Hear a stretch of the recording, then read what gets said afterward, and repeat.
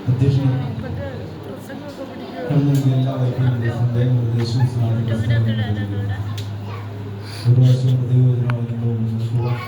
സഹായിച്ചവരുടെ സ്തോത്രം ചെയ്യുന്നു. ഇന്നത്തെ ചിന്തയ്ക്കായിട്ട് നമുക്കൊരു വാക്യം വായിക്കാം.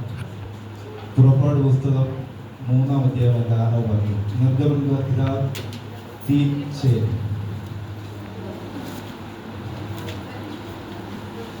നിർഗമൻ എക്സോഡസ്. ഞാൻ അബ്രഹാമിന്റെ ദൈവവും ഇസ്ഹാക്കിന്റെ ദൈവവും യാക്കോബിന്റെ ദൈവവുമായി നിന്റെ പിതാവിന്റെ ദൈവമാകുന്നു എന്ന് അവൻ അരുളി ചെയ്തു. മോശ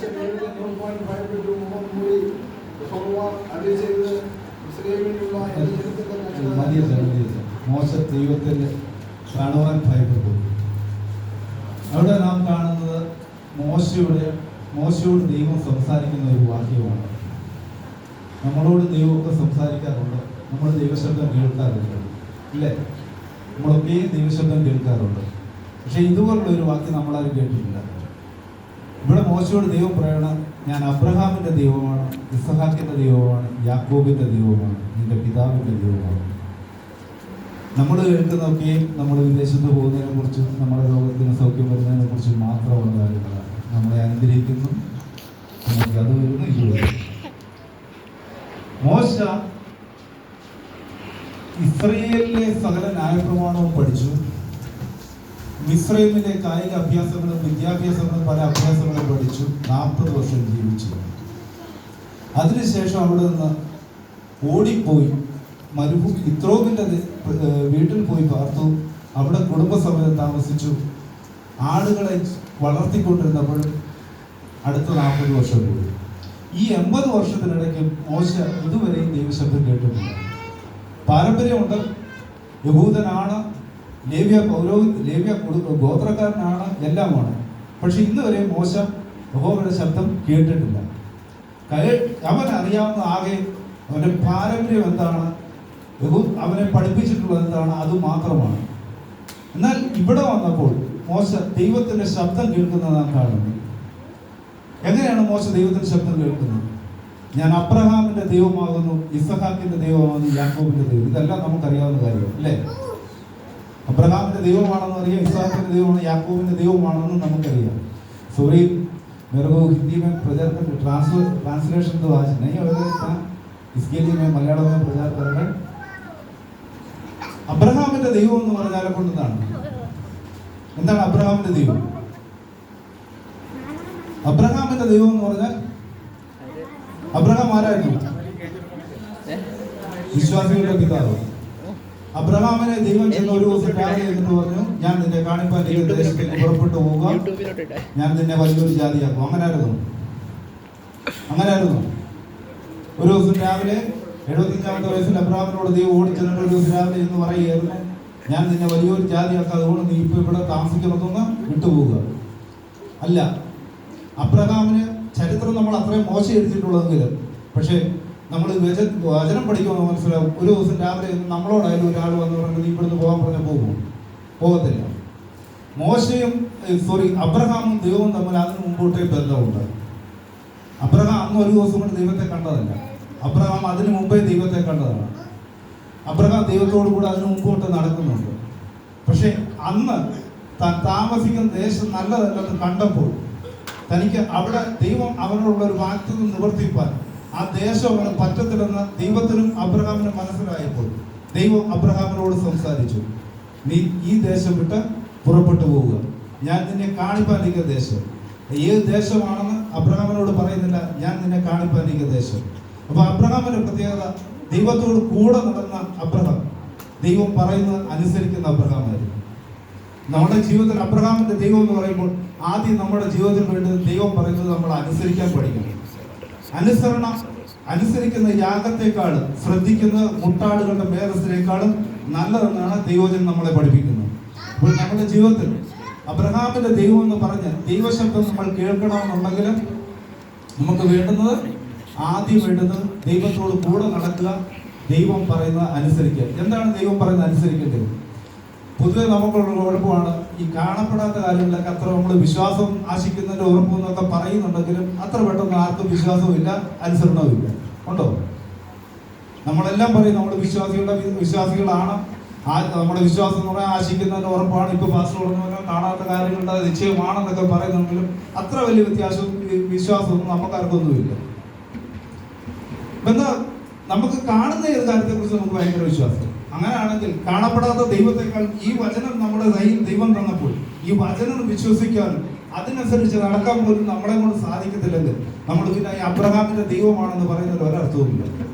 അബ്രഹാമിന്റെ ദൈവം എന്ന് പറഞ്ഞാൽ ആദ്യമായിട്ട് ദൈവത്തോട് കൂടെ നടക്കുകയും ദൈവം പറയുന്ന അനുസരിക്കുകയും ചെയ്യുക, അനുസരണ. അതാണ് യേശു ക്രിസ്തു നമുക്ക് കാണിച്ചു തന്നത്. ഏറ്റവും വലിയ മാതൃകയായിരുന്നു യേശു ക്രിസ്തു. എന്താണ്? ക്രൂശിലെ മരണത്തോളം തന്നെത്താൻ താഴ്ത്തി അനുസരണയുള്ളവനായി തീർന്നു. അപ്പം അനുസരണ എന്ന് പറഞ്ഞാൽ മരണം വരെ ഉള്ളതാണ്. മരണം വന്നാലും മാറരുത്. ജീവിതം അവസാനിപ്പിക്കേണ്ടി വന്നാലും, ജീവിതം അവസാനിച്ചു തോന്നിയാലും അനുസരണ അത്യാവശ്യമുള്ള കാര്യമാണ്. അടുത്തതായിട്ട് നാം കാണുന്നു ഇസ്ഹാക്കിന്റെ ദൈവം. എന്താണ് ഇസ്ഹാക്കിന്റെ ദൈവം എന്ന് പറഞ്ഞാൽ? അബ്രഹാമിന്റെ ദൈവം എന്ന് പറഞ്ഞാൽ അനുസരിക്കുന്നവനാണ്. അബ്രഹാമിന്റെ ദൈവം എന്ന് നമ്മൾ പറഞ്ഞാൽ നമ്മൾ അനുസരിക്കുന്നവരായിരിക്കണം. അങ്ങനെയാണെങ്കിൽ ഇസ്ഹാക്കിന്റെ ദൈവം എന്താണ്? ഉൽപ്പത്തി പുസ്തകത്തിൽ നാം കാണുന്നു അബ്രഹാമും ഇസ്ഹാക്കും കൂടെ യാഗം കഴിക്കാൻ പോകുന്നു. യാഗം കഴിക്കാൻ പോകുമ്പോൾ ഇസ്ഹാക്ക് കൊച്ചു കുഞ്ഞൊന്നുമല്ല. ഇസ്ഹാക്കിന് അത്യാവശ്യം വിറകുകളൊക്കെ എടുത്തുകൊണ്ട് ചുമന്നുകൊണ്ട് പോകാനുള്ള ആരോഗ്യവും നല്ല ശക്തിയും ബലമൊക്കെ ഉള്ള ആള് തന്നെയാണ്. അല്ലാതെ തീരെ പൊടിക്കൊച്ചൊന്നുമല്ല. അബ്രഹാമും ഇസ്ഹാക്കും കൂടി വിറകെടുത്ത് തലയിൽ വെച്ചു. ഇരുവരും ഒന്നിച്ച് നടന്നു മോറിയ ദേശത്തേക്ക് കടന്നു പോയി കഴിഞ്ഞാൽ യഹോവ കാണിച്ച പർവ്വതത്തിലേക്ക് മല കയറിപ്പോയി. അതിനുശേഷമായിട്ട് അവിടെ കാണുന്നത് അബ്രഹാം ഇസ്ഹാക്കിനെ യാഗം കഴിക്കാൻ തുടങ്ങുന്ന ഒരു അവസരമുണ്ട്. യാഗം കഴിക്കുമ്പോൾ സ്വാഭാവികമായിട്ടും ഇസ്ഹാക്കിന് മനസ്സില്ലെങ്കിൽ യാഗം കഴിക്കാൻ പറ്റും. ആരോഗ്യ ദൃഢഗാത്രനായ ഒരു ചെറുപ്പക്കാരൻ തന്നെയാണ് ഇസ്ഹാക്ക്, അല്ല തീരെ കൊച്ചു കുഞ്ഞൊന്നുമല്ല. അങ്ങനെ അബ്രഹാമിന് ഒരു തള്ളു തട്ടിയേച്ച് ഇസ്ഹാക്കിന് കൂടി പോകാവുന്നേ ഉള്ളൂ. നേരെ താഴോട്ട് വന്നാൽ തന്റെ ബാല്യക്കാരെല്ലാം അവിടെ തന്നെ താഴെ നിൽപ്പുണ്ട്. ഇസ്ഹാക്കിന് പേടിക്കേണ്ട ആവശ്യമുണ്ടോ? ഇസ്ഹാക്കിന് പേടിക്കേണ്ട ആവശ്യമില്ല. പക്ഷേ ഇസ്ഹാക്ക് എന്താ ചെയ്തത്? ഒന്നാം അപ്പനെ അനുസരിച്ചു, അപ്പന്റെ കൂടെ നടന്നു. രണ്ടാമത് യാഗപീഠത്തിൽ സ്വന്തം മനസ്സോടെ കയറി കിടന്നു. അബ്രഹാം കാര്യം കൈ കെട്ടിയെന്ന് കാണുന്നുണ്ടെങ്കിലും ഇസ്ഹാക്കിനെ ഒരിക്കലും അബ്രഹാം പിടിച്ച് നിർബന്ധിച്ചൊന്നും കാര്യം കൈ കെട്ടിച്ചതൊന്നുമല്ല. അബ്രഹാം ഇസ്ഹാക്ക് മനസ്സോടെ യാഗപീഠത്തിൽ കയറി കിടന്നു. യാഗപീഠത്തിൽ കയറി കിടന്നാലും കൊണ്ട് അതിന്റെ കുഴപ്പമെന്ന് അറിയാം? ചുമ്മാ കയറി കിടന്നാൽ മതിയോ? യാഗപീഠത്തിൽ കയറിയാൽ കൊണ്ട് ചുമ്മാ കിടന്നാൽ മതിയോ? അല്ല. ആദ്യം യാഗവസ്തുവിനെ എന്ത് ചെയ്യും? അതിനെ തൊലിയിരിക്കും. ഇപ്പൊ തൊലിയിരിക്കുന്ന എന്തിനാ? ഈ ലോകത്തിലെ മാലിന്യങ്ങള് ശരീരത്തിൽ പറ്റിയിട്ടുള്ള കളയാനുണ്ട്. അത് കഴിഞ്ഞിട്ട് ഇതിനെ രണ്ടായിട്ടൊന്ന് പിളർക്കും. വീണ്ടും അകത്ത് ചിലത് കിടപ്പുണ്ട്. ഇന്ന് വരെ വിശ്വാസിയാണെന്ന് പറയുന്നു, യാഗം കഴിക്കുന്നുണ്ട്, എല്ലാം ചെയ്യുന്നുണ്ട്. പക്ഷെ അകത്തുള്ള ചില മാലിന്യങ്ങൾ ഇന്നുവരെയും പോയിട്ടില്ല. അപ്പൊ ഈ ദിവസങ്ങളിൽ നമ്മൾ ചെയ്യേണ്ടത് ആദ്യമേ ദൈവം പറഞ്ഞ് അനുസരിക്കുക. രണ്ട്, മനസ്സോടെ യാഗപീഠത്തിൽ നിന്ന് കയറാൻ നമ്മൾ ശ്രമിക്കുക. മനസ്സോടെ യാഗപീഠത്തിൽ കയറിയാൽ നമ്മുടെ പുറത്തുള്ള മാലിന്യം പോവും, അകത്തുള്ള മാലിന്യം പോവും. നമ്മുടെ ജീവിതത്തിൽ നമുക്ക് സാധിക്കാത്ത ഏറ്റവും വലിയ കാര്യം അത് തന്നെയാണ്. മനസ്സോടെ യാഗപീഠത്തിൽ നമ്മൾക്ക് കയറുവാൻ ഇന്നുവരെയും സാധിക്കുന്നില്ല. നമ്മളെല്ലാം പറയുന്നുണ്ടെങ്കിലും നമുക്ക് മനസ്സോടെ യാഗപീഠത്തിൽ സ്വയമായിട്ട് കയറാൻ നമ്മളെ കൊണ്ട് സാധിക്കത്തില്ല. ഈ ദിവസങ്ങളിൽ നമുക്ക് മനസ്സോടെ യാഗപീഠത്തിൽ നിന്ന് കയറുവാൻ സാധിച്ചാൽ ജീവിതത്തിൽ അത് അനുഗ്രഹമാവും, ദൈവശബ്ദം കേൾപ്പാനിടയാവും. അടുത്തായിട്ട് നാം കാണുന്നു, ഞാൻ വളരെ പെട്ടെന്ന് തന്നെ പറയുന്നു, അടുത്തായിട്ട് നാം കാണുന്നത് യാക്കോബിന്റെ ദൈവം. എന്തോ യാക്കോബിന്റെ ദൈവം? യാക്കോബിന്റെ ദൈവം എന്ന് പറഞ്ഞാൽ എന്താണ്? യാക്കോബിന്റെ ദൈവം എന്ന് പറഞ്ഞാൽ കൊണ്ട് അപ്പനോട് അനുഗ്രഹം വാങ്ങിച്ചു ഓടിപ്പോകുന്ന യാക്കോബ് ലൂസ് എന്ന ദേശത്ത് വന്നപ്പോൾ രാത്രിയായി ഏകനായി തീർന്നപ്പോൾ യാക്കോബ് എന്ത് ചെയ്തു? അവിടെ ദൈവത്തോട് പ്രാർത്ഥിച്ചു, സുഖമായി കിടന്നുറങ്ങി. താൻ ഒരു വടിയോടുകൂടി അങ്ങോട്ട് പോകുമ്പോൾ അവിടെ താൻ ഏകനായിട്ടായിരിക്കുമ്പോൾ ദൈവസന്നിധിയിൽ അവിടെ ഇരുന്ന് പ്രാർത്ഥിച്ചു, സമാധാനത്തോടെ കിടന്നുറങ്ങി. എന്നാൽ അതേ യാക്കോബ് 20 വർഷങ്ങൾക്ക് ശേഷമായിട്ട് തിരിച്ചു മടങ്ങി വരുമ്പോൾ, യാബോക്കിന്റെ കടവിൽ വരുമ്പോൾ ഒരു രാത്രി മൊത്തം ദൈവസന്നിധിയിൽ ഇരിക്കുന്ന നാം കാണുന്നു. അങ്ങോട്ട് ഏകനായിട്ട് പോയി ഇങ്ങോട്ട് വന്നപ്പോൾ 4 മടങ്ങായി വർദ്ധിപ്പിച്ചു, അനുഗ്രഹം പ്രാപിച്ചു. കടന്നു വരുമ്പോൾ ഒരു രാത്രി മൊത്തം ദൈവസന്നിധിയിലിരിക്കുന്നു. ദിവസങ്ങൾ നമ്മൾ എങ്ങനെയായിരിക്കുന്നു? പണ്ട് നമ്മൾ ഏകരായിട്ടായിരുന്നപ്പോൾ, നമ്മുടെ അവസ്ഥകൾ വ്യത്യാസം വന്നപ്പോൾ, പണ്ട് നമ്മൾ ദൈവത്തോട് പ്രാർത്ഥിച്ചു, ദൈവം നമ്മളെ അനുഗ്രഹിച്ചു. എന്നാൽ അങ്ങോട്ട് പോയപ്പോൾ അന്ന് നമ്മൾ വളരെ കുറച്ച് സമയം ഇരുന്നാലും ദൈവം കേൾക്കുമായിരുന്നു. ഇന്ന് അനുഗ്രഹം പ്രാപിച്ചു നമ്മൾ സമൃദ്ധിയിലേക്ക് വന്നപ്പോൾ നമ്മുടെ ജീവിതത്തിൽ വരേണ്ടത് അല്പനേരം ഇരിക്കുകയല്ല, രാത്രി മുഴുവൻ ഇരിക്കണം. യാക്കോബിന്റെ കടവിൽ യാക്കോബ് ഇരുന്നത്, ദൂതനോട് മല്ല് പിടിച്ചുകൊണ്ടിരുന്നത് ഒരു രാത്രി മുഴുവനുമാണ്. പുലരുവോളം ദൂതനോട് മല്ല് പിടിച്ചു. ദിവസങ്ങളിൽ നമുക്കും എങ്ങനെയായിരിക്കണം? പണ്ടത്തെ പോലെ അല്പസമയം. അന്ന് ദൈവത്തിന് നമ്മുടെ അവസ്ഥ അറിയാമായിരുന്നു, ദൈവം അത് ക്ഷമിക്കും. പക്ഷെ ഇന്ന് ദൈവം നമ്മളെ അനുഗ്രഹിച്ചു, സമൃദ്ധിയിലേക്ക് നമ്മളെ വരുത്തി. ഇന്ന് ആരും പട്ടിണി കിടക്കുന്നവരല്ല, ആവശ്യത്തിലേറെ ദൈവം നമുക്ക് നൽകി തന്നിട്ടുണ്ട്. അതിനനുസരിച്ച് ദൈവത്തെ സേവിക്കുവാനും ദൈവത്തിന്റെ സന്നിധിയിൽ മുട്ടുമടക്കുവാനും രാത്രിയിൽ ഉണർന്നിരിപ്പാനും ദൈവം നമ്മൾക്ക് കൃപ ചെയ്യട്ടെ.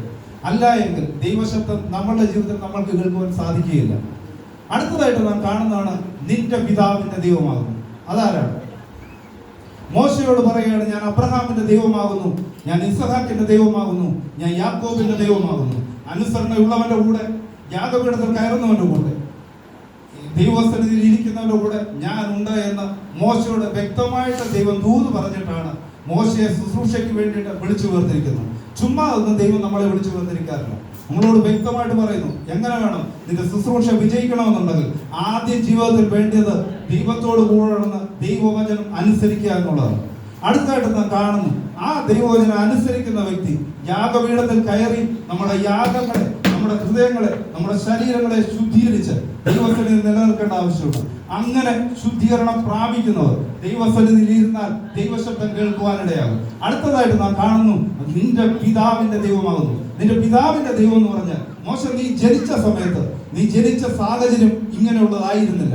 നിന്നെ തകർക്കുവാനെ കൊണ്ട്, നിന്നെ മുടിച്ചു കളയുവാനെ കൊണ്ട് ശത്രു പല അവസരങ്ങളും വഴികളും ഒരുക്കി.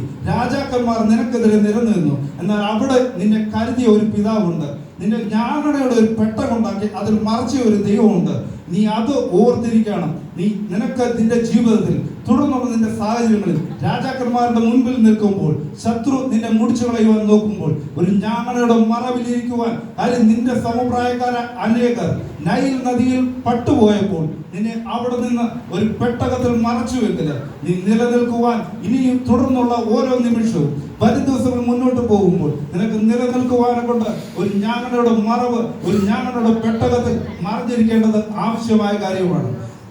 ഒരു ശുശ്രൂഷയ്ക്ക് ദൈവം വിളിച്ചു വേർതിരിക്കുമ്പോൾ, ഒരു സാഹചര്യത്തിൽ നമ്മളെ ദൈവം ഒരുക്കിയെടുക്കുമ്പോൾ, നമ്മുടെ ജീവിതത്തിൽ ആദ്യം വേണ്ട കാര്യമാണ് ദൈവം നമ്മളോട്, മോശയോട് വ്യക്തമായി പറയുന്നത്, ഞാൻ അബ്രഹാമിന്റെ ദൈവമാണ്, ഞാൻ ഇസ്ഹാക്കിന്റെ ദൈവമാണ്, ഞാൻ യാക്കോബിന്റെ ദൈവമാണ്. കഴിഞ്ഞ കാലങ്ങളിൽ നിന്നെ നശിപ്പിച്ചു കളയാൻ നോക്കിയ സാഹചര്യങ്ങളിൽ നിന്നെ വിടുവിച്ച നിന്നെ സംരക്ഷിച്ച നിന്റെ പിതാവിന്റെ ദൈവമാണ് എന്ന് വെച്ചാൽ, ഈ ദിവസങ്ങളിൽ ദൈവസന്നിധിയിൽ നമ്മളായിരിക്കുമ്പോൾ അനുസരണയുള്ളവരായി, ദൈവവചനത്തെ അനുസരിക്കുന്നവരായി യാഗപീഠത്തിൽ കയറി നമ്മുടെ പാപങ്ങളെ കഴുകിക്കളഞ്ഞ് നമ്മുടെ ഹൃദയങ്ങളെ ശുദ്ധീകരിച്ച് ദൈവസന്നിധിയിൽ യാക്കോബിനെ പോലെ രാത്രി മുഴുവൻ കാത്തിരുന്ന് ദൈവത്തോട് പ്രാർത്ഥിച്ച് അനുഗ്രഹം പ്രാപിക്കുന്നു. അങ്ങനെ ചെയ്യുന്നവനെ ദൈവം സംരക്ഷിക്കും. ശുശ്രൂഷയ്ക്ക് വേർതിരിക്കുമ്പോൾ നമ്മുടെ ജീവിത വഴിയാത്രയിൽ നമ്മളെ മുൻപോട്ട് പോകുമ്പോൾ തകർത്തോളയാൻ നോക്കുന്ന ശത്രുവിന്റെ മുൻപിൽ, നമ്മൾക്കെതിരെ വരുന്ന രാജാക്കന്മാരുടെ മുമ്പിൽ ഒരു ജ്ഞാനയുടെ പെട്ടകമുണ്ടാക്കി നമ്മളെ സംരക്ഷിക്കുന്ന ഒരു ദൈവമുണ്ട് എന്ന് മോശയെ വ്യക്തമായി പറഞ്ഞ് പഠിപ്പിച്ചതിന് ശേഷമാണ് ദൈവം മോശയെ മിസ്രൈമിലേക്ക് വിട്ടത്. ദിവസങ്ങൾ നമ്മൾ ദൈവസന്നിധിയിലായിരിക്കുമ്പോൾ അനുസരണയോടും ദൈവഭക്തിയോടും യാഗപീഠത്തിൽ നമ്മുടെ പാപങ്ങളെ കഴുകിക്കളഞ്ഞ് ദൈവസന്നിധിയിലിരുന്ന് നിലവിളിച്ച് ദൈവത്തിന്റെ പെട്ടകത്തിൽ മറിഞ്ഞിരുന്ന് മുന്നോട്ട് പോയ നമ്മുടെ വിശ്വാസ ജീവിതം ക്രിസ്തുവിൽ ധന്യമായി തീരും. അതിനായി ദൈവം ഏവരെയും ഒരുക്കട്ടെ എന്ന് പറഞ്ഞ് പ്രാർത്ഥിച്ചുകൊണ്ട് ഞാൻ എന്റെ വാക്കിൽ നിന്നുള്ളൂ. ദൈവം നമ്മെ അനുഗ്രഹിക്കട്ടെ.